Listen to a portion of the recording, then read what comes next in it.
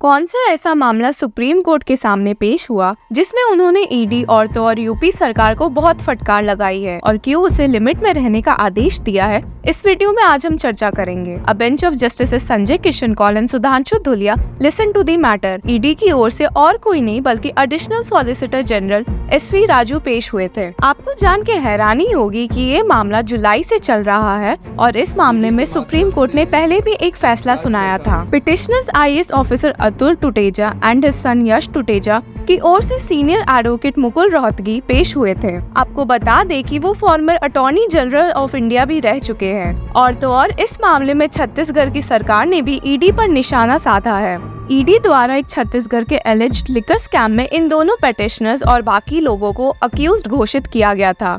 इसी संदर्भ में सुप्रीम कोर्ट ने जुलाई 18 को एक ऑर्डर पास किया था। उस फैसले में सुप्रीम कोर्ट ने ईडी को साफ कहा था कि वे पिटिशनर्स के खिलाफ कोई भी कोर्सिव एक्शन नहीं ले सकती है और ना तो उन्हें अरेस्ट भी कर सकती है। The court stopped ED from investigating further or taking any coercive measures in connection with the alleged liquor syndicate racket in Chhattisgarh. Bench ने उस समय ये भी ऑब्जर्व किया था कि बिना किसी कॉम्पिटेंट कोर्ट की कॉग्निजेंस लेने के बावजूद ईडी ने ये कदम उठाया था और ये उनकी पावर्स के अगेंस्ट जाना था। हालांकि आपको सुन के हैरानी होगी कि सुप्रीम कोर्ट के जुलाई 18 के इस ऑर्डर के बावजूद ईडी ने यूपी सरकार की हेल्प लेते हुए सेम पिटिशनर्स पर एक दूसरा FIR यूपी पुलिस के थ्रू दर्ज करवाया। The UP FIR talked about prism holography security films limited which was allegedly favored by Chhattisgarh officials as part of a criminal conspiracy to produce fake holograms to be used to pass off illegal country-made liquor bottles as authentic products through the liquor vans। आपको बता दें कि इस FIR में main accused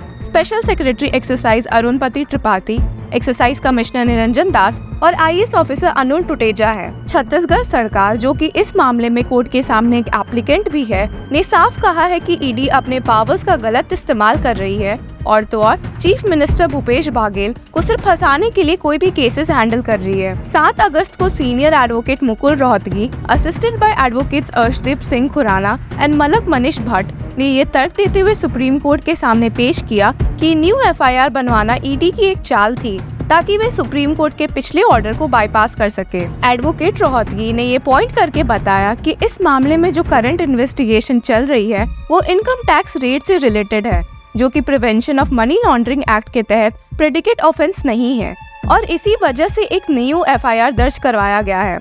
आपको बता दें कि a predicate offence is the foundational criminal offence that generates illegal proceeds of crime leading to a separate probe by ED। Petitioners के इस दावे पर ED ने जवाब देते हुए कहा कि उनकी रिस्पॉन्सिबिलिटी बनती है कि जुरिस्डिक्शनल पुलिस को ऐसे मैटर्स के बारे में पता रहे। इन्हीं सबको नजर में रखते हुए बेंच ने ED को ये जवाब ढूंढ के लाने बोला कि इस मामले में उन्हें इन्फॉर्मेशन सुप्रीम कोर्ट के जुलाई 18 ऑर्डर के पहले या बाद में मिली थी। The court stated on a query as to when this aspects came to the notice of the ED, learned ASG seeks a short accommodation to obtain instructions. The Uttar Pradesh police may not take any coercive steps till the next date, though we are not impeding the investigation। सोमवार को ASG Raju ने court के सामने accept किया कि FIR file करवाने के पहले से ही उन्हें इस बात की खबर थी। He stated, "It is correct that before the order was passed, we got hold of the information." हालांकि इस बात का विरोध करते हुए जस्टिस किशन कौल ने बोला, ED cannot be a law unto itself। और तो और बेंच ने इस मामले में ED और यूपी पुलिस को पिटिशनर्स के खिलाफ कोई भी कोर्सिव एक्शंस लेने से मना कर दिया। The court also directed that the petitioners in the case would not be arrested or subjected to any other coercive steps. Last week ED ने छत्तीसगढ़ एक्साइज डिपार्टमेंट के स्पेशल सेक्रेटरी अरुणपति त्रिपाठी और उनके साथ 3 और लोगों को अरेस्ट कर लिया था, जिसमें अनवर भी शामिल है। Anwar Dhebar, the elder brother of Raipur mayor and Congress leader Aijaz Dhebar, filed a petition against the same. Chhattisgarh CM Bhupesh Baghel ने मीडिया के साथ इंटरैक्ट करते हुए ये साफ कहा है कि बीजेपी ED का गलत फायदा उठा रही है। He said, "Our claim that ED has been acting as an agent of the BJP has proved right. Their main aim is to defame the Congress government." अब आगे ये देखना होगा कि इस मामले में बीजेपी और ED डिपार्टमेंट क्या करेगी।